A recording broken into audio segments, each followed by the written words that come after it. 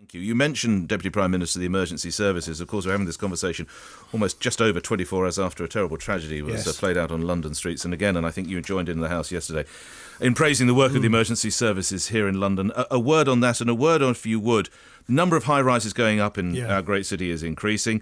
Obviously, this was a desperately rare event, but in time we need to have some form of review, don't we, about exactly how safe these skies and these tower blocks are. Yeah. Well, I mean, first thing to say, I totally echo what you say, Nick. The emergency services, the blue light services, once again proved to be, just extraordinary and so professional and heroic in their response. And it is,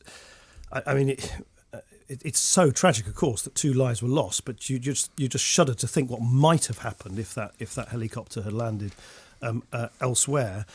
There is this issue, as the local MP Kate Hoey raised in the House of Commons yesterday, about the fact that, of course, the British skyline the London skyline is changing very, very fast, and I know that the air safety authorities are investigating what happened yesterday. And I think it would be sensible just to ask some basic questions about whether the rules that presently exist, that were designed for a different skyline, are right for the skyline of today and tomorrow. You've probably used Battersea Heliport, I would imagine. I have on a couple of occasions. Had you ever been flown by Peter Barnes, this pilot? I'm not aware that I was. I was, no. How nervy is it flying in and out of Battersea? Personally, I feel